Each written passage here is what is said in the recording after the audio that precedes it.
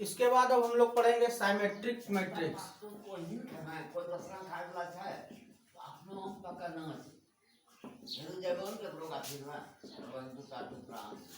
Symmetric of a matrix, किसी भी matrix के साइमेट्रिक को हम लोग जानते हैं कि वो साइमेट्रिक कैसे होता है। तो देखिए साइमेट्रिक होगा जब मान लीजिए कि ये कोई आपका मैट्रिक है और यह मैट्रिक जब ये इस प्रकार से हम लोग बना देंगे तो ये हो जाएगा आपका साइमेट्रिक मैट्रिक्स। तो हम लोग देखते हैं कि ये साइमेट्रिक मैट्रिक्स क्या होता है। जैसे 1 2 3 4 5 6 7 8 9 ये हो गया आपका। तो इसका साइमेट्रिक मैट्रिक्स के लिए हम लोग क्या करेंगे, इसके सारे एलिमेंट्स को ट्रांसपोज कर देंगे आई जैसे जे आई के रूप में। उसके बाद यह ट्रांसपोज मैट्रिक्स हो जाएगा। जैसे 1 2 3 4 5 6 7 8 9 ये आपका हो गया साइमेट्रिक ऑफ अ मैट्रिक। अब हम लोग जानेंगे कि एसक्यू साइमेट्रिक मैट्रिक्स क्या होता है।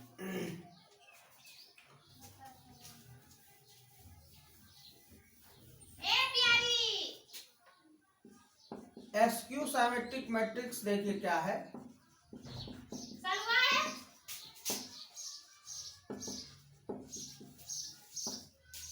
जब आपको कोई वैल्यू दिया हुआ हो ए आई जे के रूप में, तो उसका जब मान ए जे आई के रूप में निगेटिव हो जाए तो वह निगेटिव वैल्यू जो होगा वह आपका एसक्यू साइमेट्रिक मैट्रिक्स कहलाएगा। जैसे 1 2 3 4 ये हम 2x2 का कोई मैट्रिक्स लिए और यह वैल्यू माइनस में 1 2 और 3 4 के इक्वल हो जाए तो यह देखिए आपका क्या दिख रहा है, ए भी है, ए का ट्रांसपोज भी है और निगेटिव भी है। तो ये जब होगा तो ये होगा आपका एसक्यू साइमेट्रिक मैट्रिक्स। और जब ए और ए का ट्रांसपोज होगा तो ये होगा साइमेट्रिक मैट्रिक्स। तो ये आपका साइमेट्रिक और एसक्यू साइमेट्रिक था। तो इतना चीज हम लोग इस चैप्टर के अंतर्गत पढ़ेंगे। उसके बाद फिर इसके कुछ प्रॉपर्टीज हैं।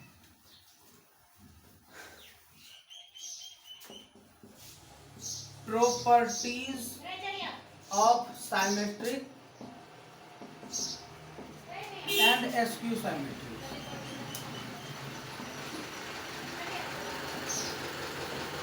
ये हम लोग इसके रूल को पढ़ेंगे। तो देखिए क्या होगा, ए प्लस ए डैश यह जो होगा यह साइमेट्रिक होगा। उसके बाद दूसरा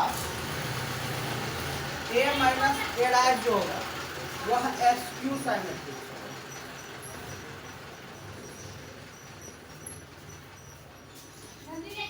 उसके बाद जो तीसरा होगा वो हम लोग जो प्रकट करेंगे वो इस प्रकार से होगा। एक वर्ग आव्यूह को सममित तथा विषम सममित में प्रकट करने के लिए हम लोग उसको a is equal to half A plus A का ट्रांसपोज, उसके बाद प्लस कर देंगे हाफ ए माइनस ए का ट्रांसपोज। ये आपका जो होगा ये आपका क्लियरिफिकेशन करेगा साइमेट्रिक्स और एसक्यू साइमेट्रिक्स दोनों।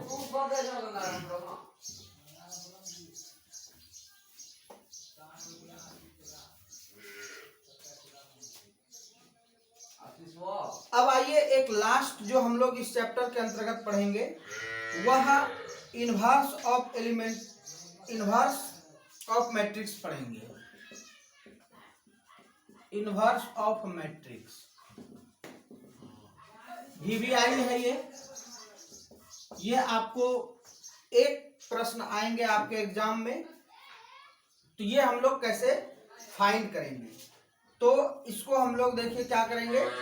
इसको हम लोग ज्ञात करने के लिए सबसे पहले दो मैट्रिक्स लेते हैं। लेट कर लीजिए A and B is 2 matrix.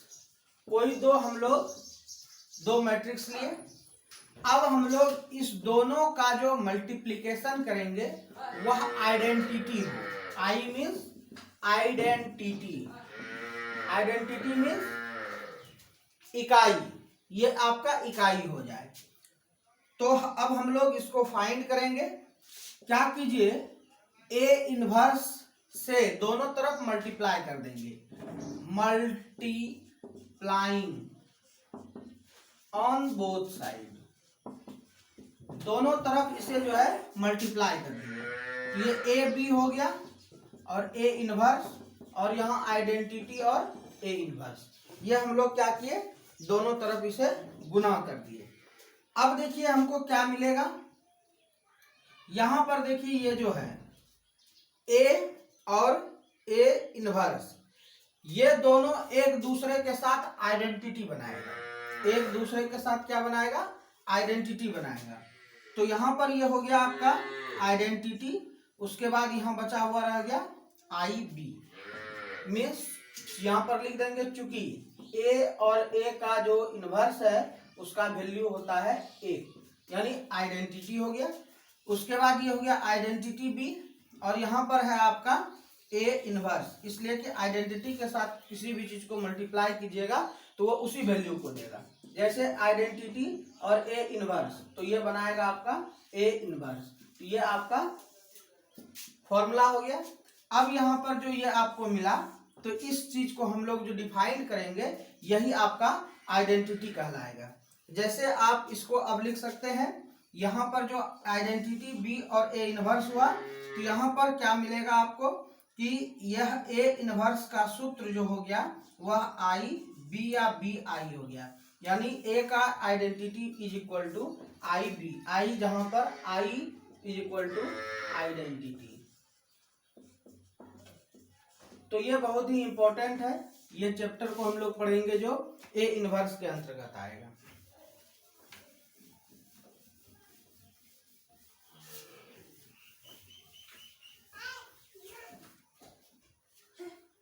अब हम लोग सॉल्यूशन को देखते हैं कुछ, सॉल्यूशन मैट्रिक्स के सॉल्यूशन को। तो हम लोग शुरू से सबसे पहले क्या क्या पढ़े थे रिमेम्बर कर लेते हैं। हम लोग पढ़े थे टाइप्स, मैट्रिक्स के जितने भी टाइप्स हैं उसके पढ़े थे, उसके बारे में। फिर पढ़े थे प्रॉपर्टीज के बारे में। उसके बाद फिर हम लोग ट्रांसपोज पढ़े, ट्रांसपोज के बाद फिर हम लोग जो है कि ट्रांसपोज के प्रॉपर्टीज को पढ़े, चाहे वह साइमेट्रिक हो या फिर एसक्यू साइमेट्रिक हो। इस प्रकार से प्रॉपर्टीज में हम लोग एडिशन पढ़े, सब्ट्रैक्शन पढ़े, मल्टीप्लिकेशन पढ़े, जिसमें मल्टीप्लिकेशन वीवीआई है, इसमें भी स्क्यू साइमेट्रिक्स और साइमेट्रिक्स ये आपका वीवीआई है।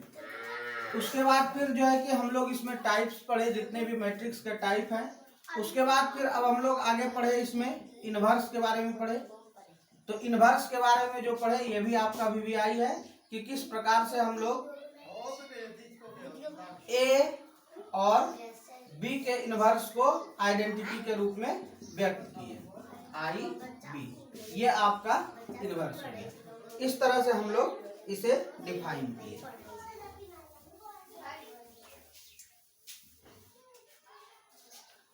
जैसे देखिए कि एक प्रश्न हम लोग लेते हैं, a is equal to 2 5 19 minus 7 35 minus 2 5/2 12 √3 1 minus 5 और 17। अब यहाँ पर जो जो चीजें इसमें कह रही है उसको हम लोग फाइंड करते हैं। पहला देखिए कह रहा है आव्यूह की कोटि, यानी कि order of matrix. Order of matrix देखिए इसमें क्या आपको दिख रही है, आप देखिए इसमें रो कितनी है 3 और कॉलम कितनी है 4।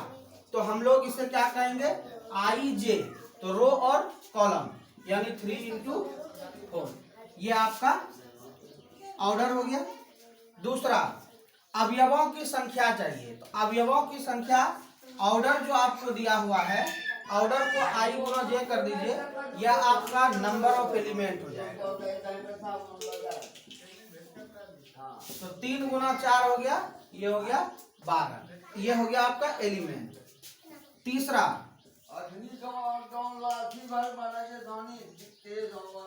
A13 निकालने के लिए कह रहा है, A21 कह रहा है, A33 कह रहा है और A23 कह रहा है। उसके बाद फिर अब हम लोग इसको डिफाइन करेंगे।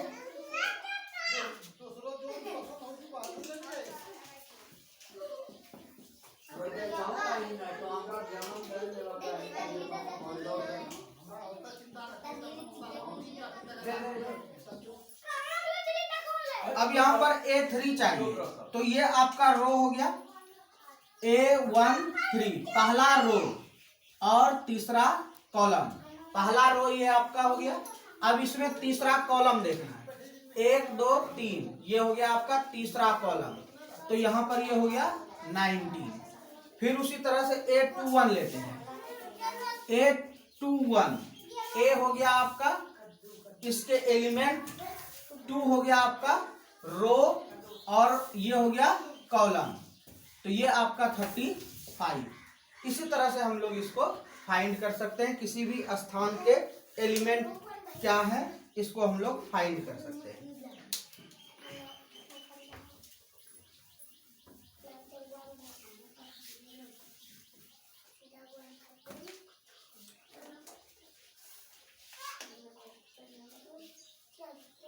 अब देखिए एक प्रश्न है, कह रहा है कि A is equal to AIJ और निम्नलिखित के 2/2 का ऑर्डर है, तो अवयव प्राप्त करनी है। ऑर्डर दिया हुआ है 2/2 का। AIJ का जो दी हुई प्रश्न है वो IJ का होल स्क्वायर बाय 2 है। चलिए देखिए इसको हम लोग डिफाइन करते हैं। तो सबसे पहले यहाँ पर ये देखनी है I का जो वैल्यू है वो कितना है 1 2, मैक्सिमम 1 और 2 लेनी है। J भी जो है वह 1 2, क्योंकि ऑर्डर जो है वह 2 2 का ऑर्डर है। अब हम लोग यहाँ पर पहले I का मान 1 लेते हैं, तो क्या होगा ये पहले देखिए, इसको हम वैल्यू में लिखते हैं। पहला हो जाएगा आपका A1 1, फिर A1 2, फिर A2 1 और A2 2। इस प्रकार के ये 4 वैल्यूज होंगे, क्योंकि हम बता दिए थे कि जब ऑर्डर 2/2 हो तो इसका टोटल वैल्यू एलिमेंट की कितनी होगी, वो होगी 4। ये 4 एलिमेंट है। अब यहाँ पर हम लोग वैल्यू को पुट करेंगे प्रश्न में। तो ये आपका हो गया 1 + 1 का होल स्क्वायर बाय 2, 2 का स्क्वायर बाय 2, 2 × 2/2, यानी कि पहला जो आपका एलिमेंट हो गया वह 2 हो गया। अब A12 चाहिए हमको। 1 2 मतलब ये आपका रो और ये आपका कॉलम। तो इस रो का वैल्यू यहाँ पर हम लोग रो पर रखेंगे, कॉलम का वैल्यू कॉलम पर रखेंगे। ये हो गया आपका 3 का स्क्वायर बाय 2, 9/2। फिर उसके बाद हम लोग वैल्यू लेंगे 2 और 1, यानी रो हो जाएगा आपका 2, कॉलम हो जाएगा 1 का होल स्क्वायर बाय 2, ये भी आपका हो जाएगा 9/2। अब 2 और 2 लेना है, 2 + 2 का होल स्क्वायर बाय 2, 4 का स्क्वायर बाय 2, 4 × 4/2, 2 × 4, ये हो गया 8। ये टोटल एलिमेंट्स निकल गया हमारा इसका ऑर्डर 2 और 2 में। यदि 3 और 3 में ऑर्डर रहता तो एलिमेंट हो जाता 9, और इसके 5 होते तो ये फिर आगे हो जाएंगे A11, A12, A13, फिर उसी तरह से आगे बढ़ते जाता। इस तरह से हम लोग टोटल वैल्यूज को निकाल सकते हैं।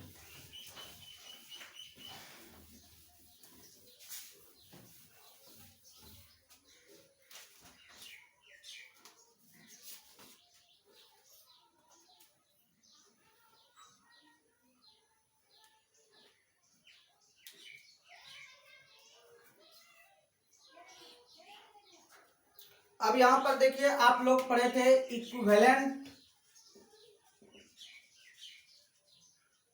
मैट्रिक्स या इक्वल मैट्रिक्स। इसके बारे में बताए थे कि ये इक्वल होता है।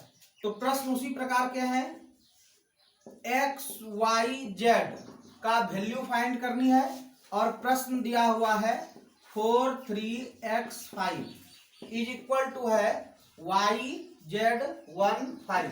इक्वल मैट्रिक्स में बताए थे कि जो एलिमेंट का जो पोजीशन होता है वो इक्वल होता है एक दूसरे का। यहाँ पर x देखिए किसके इक्वल में है 1, 4 देखिए किसके इक्वल में है y के इक्वल में, और z किसके इक्वल में है, 3 के इक्वल में। यानी कि ये आपका x y z फाइंड हो गया। क्लियर।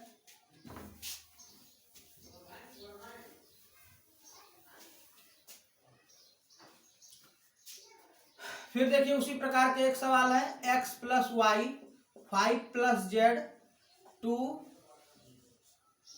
एक्स वाई, फिर यहां पर है 6 2 5 8, ये आपका इक्वल हो जाएगा 6 के। तो यहां पर देखिए x plus y is equal to 6। Y क्योंकि दोनों एक दूसरे के इक्वल में है। अब इक्वल है तो ये हो गया इक्वेशन, इसको लेट कर लीजिए। उसके बाद देखिए यहां पर हमको z 5 plus z is equal to 5। उसके बाद ये 5 5 क्लियर हो गया, तो z का मान क्या हो गया 0, ये आपका हो गया। उसके बाद है x y is equal to 8, x का वैल्यू कितना हो जाएगा 8 बाय वाई। अब x के वैल्यू को रखिए आप इस प्रश्न में, x plus y is equal to 6 है, तो वैल्यू पुट कीजिए x is equal to 8 by y. यहां रख दीजिए 8 by y plus y is equal to 6। ये आपका y 8 plus y square is equal to 6, 8 plus y square is equal to 6y, y square minus 6y plus 8 is equal to 0। 4 into 2 कीजिए 8 हो जाएगा, y square minus 4y minus 2y plus 8 is equal to 0। अब हम लोग इसको define कर लेंगे, video को पॉज करके आप इसको फाइंड कर सकते हैं। और यहाँ पर हो गया आपका वाई स्क्वायर, तो y को कॉमन ले लीजिए, y माइनस 4 माइनस 2 कॉमन लीजिए, y minus 4 is equal to 0, y minus 4 y minus 2 is equal to 0। y का वैल्यू 2 और 4 हो गया, 2 भी हो सकता है और 4 भी हो सकता है। y का मान इसमें रख देंगे तो x का मान आ जाएगा x plus y is equal to 6। तो यहाँ पर हो गया x plus 2 is equal to 6, x is equal to 4। If यदि हम लोग x के वैल्यू को 4 रखेंगे तो y का वैल्यू 2 आएगा, यदि y का वैल्यू 4 रखेंगे तो x का वैल्यू 2 आएगा, z का मान 0। इस तरह से हम लोग इसे फाइंड कर सकते हैं। वीडियो को पॉज करके आप इसे नोट कर सकते हैं।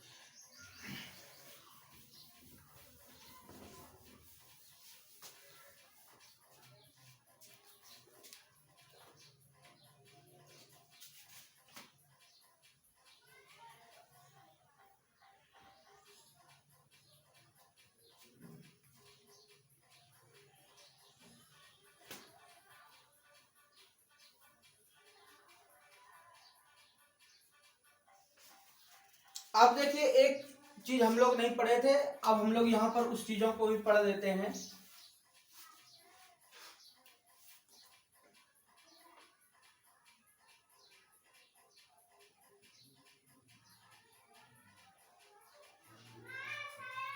यदि हमें किसी ऑर्डर को दिया हुआ है, ऑर्डर दिया हुआ है और उसके एलिमेंट को दिया हुआ है, एक एलिमेंट, दो एलिमेंट, जो भी हो, मान लीजिए एलिमेंट भी आपको दिया हुआ है, तब उसके मैट्रिक्स की संख्या कितनी होगी, उसके मैट्रिक्स को हम कितने प्रकार से डिफाइन करके लिख सकते हैं, उसे हम लोग देखेंगे। तो चलिए हम लोग इसके बारे में जानते हैं, मैट्रिक्स क्या हो। यानी कि यह भी आपको गिवन रहे किसी भी प्रकार के मैट्रिक्स के ऑर्डर, उसके एलिमेंट पता हो कि वो डिफरेंट 2 हो 3 हो जो भी हो, तो ये भी आपको गिवन हो। उसके बाद मैट्रिक्स के हमको कितने प्रकार से हम इसे डिफाइन कर सकते हैं, कितने टाइप से, कितने रूप से, उसको हम लोग जानते हैं कैसे। देखिए प्रश्न हम लोग लिखते हैं, क्वेश्चन, यदि ऑर्डर 3x3 का हो तथा इसके एलिमेंट 0 और 1 हो या 0 या 2 हो जो भी हो, तब कहेंगे कि हम लोग मैट्रिक्स कितने प्रकार से डिफाइन कर सकते हैं। Matrix is equal to what, तब देखिए इसके लिए एक फॉर्मूला होता है, ध्यान में रखिए कि टाइप्स ऑफ मैट्रिक्स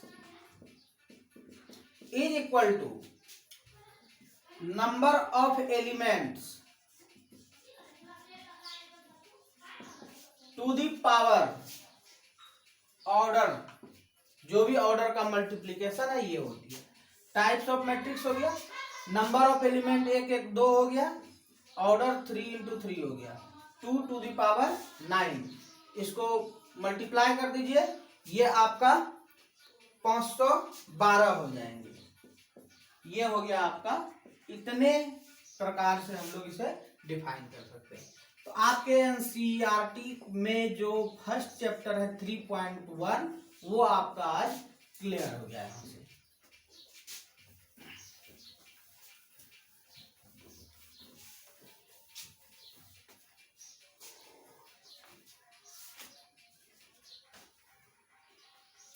नेक्स्ट देखिए जो प्रॉपर्टीज के आधार पर है 3.2। देखिए यहाँ पर ए का मान दिया हुआ है 2432, बी का मान 13 - 25, सी का मान -2534। ये हो गया। अब हम लोग क्या करेंगे कि इसके फाइंड वैल्यू को करेंगे A plus B, A B, A minus B, 3a minus C और बी ए। इस प्रकार से हम लोग इसके वैल्यू को फाइंड करेंगे। चलिए हम लोग बारी बारी से करते हैं। a प्लस बी इजी है, 2432 प्लस 13 - 25, इसे ऐड कर दीजिए, ये हो जाएगा 3 7, 3 में 2 घटा दीजिए 1 और 2 + 5 7। ये आपका पहला क्लियर हो गया। ये मल्टीप्लिकेशन है, इसको हम लोग थोड़ा वेट कर लेते हैं, माइनस वाले को आते हैं। यहाँ हो गया 2432 और -13 - 25। चलिए इसको हम लोग 2 में 1 घटा 1, 4 में 3 घटा 1, 3 माइनस माइनस प्लस 2 5 और 2 में 5 को माइनस किया -3, डिफाइन हो गया। फिर आगे आइए, ये 3a माइनस सी, आपको बताए थे कि ये 3 जो है ये कांस्टेंट है, 1 के साथ इसको मल्टीप्लाई कर दीजिए और c का मान को पुट कर दीजिए। ये आपका हो गया 6 12 9 6। इसको आप लिख सकते हैं -2534। ये आपका देखिए अब माइनस माइनस प्लस हो जाएगा 8, बाकी सब जो है कि घट जाएगा। ये आपका वैल्यू आ गया। पाउच करके इसे आप नोट कर सकते हैं। अब यहाँ पर 2 बचे हुए हैं आपको, ए बी और बी ए बी कर देंगे तो आप श्योर हैं कि बी ए कर लेंगे। इसके बारे में हम लोग पिछले क्लास में पढ़े थे, दूसरे क्लास में। तो यहाँ पर ए का मान है 24 और 32 और बी का मान है 1325। दोनों को एक जगह कीजिए, मल्टीप्लाई कीजिए, 2432 और इधर से हो गया 1325। सबसे पहले आपको बताए थे इसमें कि इसमें जितनी रो होगी उसमें उतनी कॉलम होनी चाहिए, या इसमें कॉलम होगी वो इसमें रो होनी चाहिए। कॉलम 2 है, रो 2 है, मल्टीप्लाई हो जाएंगे। कीजिए मल्टीप्लाई। यहां पर आप देख रहे हैं कि 2 और 1, ये बोले थे इधर से जाएगा और ये इधर से आएगा। ध्यान पूर्वक समझिए, क्लियर रूप से आप समझ जाएंगे। ये इधर हो गया, ये इधर हो गया। अब 2 एकम 2 और प्लस 4 दूनी 8। अब आइए यहाँ पे 3 दूनी 6, 5 चौके 20। फिर आइए ये वाले में 3 एकम 3, 2 दूनी 4, 3 तिया 9, 5 दूनी 10। ये हो गया आपका 8 दूनी 16, सॉरी 8 2 10, 4 3 7, 20 6 26, और 10 9 19। इस तरह से आपका ये ए बी फाइंड हो गया। तो श्योरली उसी तरह से बी ए फाइंड कर लीजिएगा, और बी ए जब फाइंड कीजिएगा तो ये ए बी के इज इक्वल में कभी नहीं होगा। इसलिए हमने एक प्रॉपर्टीज भी आपको बताया था कि A B doesn't equal to B A, ये एक दूसरे के बराबर नहीं होगा।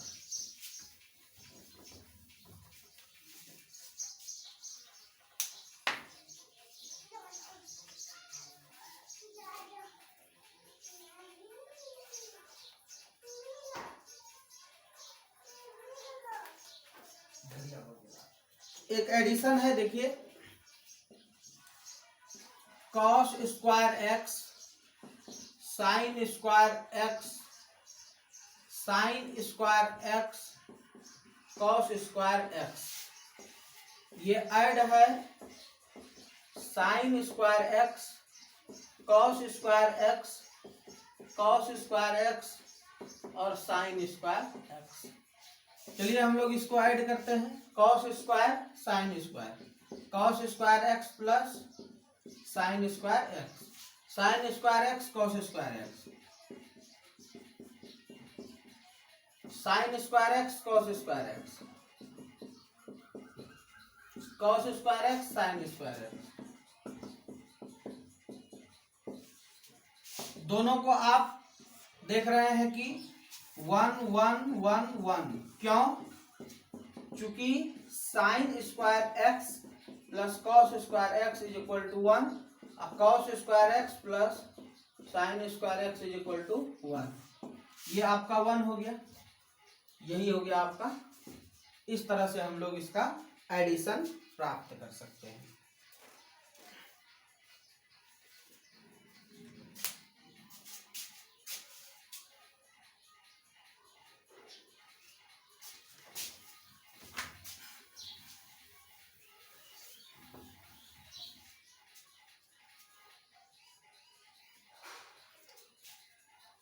अब देखिए यहाँ पे एक मल्टीप्लिकेशन है, आप लोग मल्टीप्लिकेशन सही तरीके से समझ गए होंगे। 1 2 3 और इसमें है 2 3 4, एक कॉलम है तो इसमें एक रो होनी चाहिए। मल्टीप्लाई कीजिए, 2 इससे मल्टीप्लाई कीजिए 6 और 4 किया 12, ये आपका आंसर हो गया।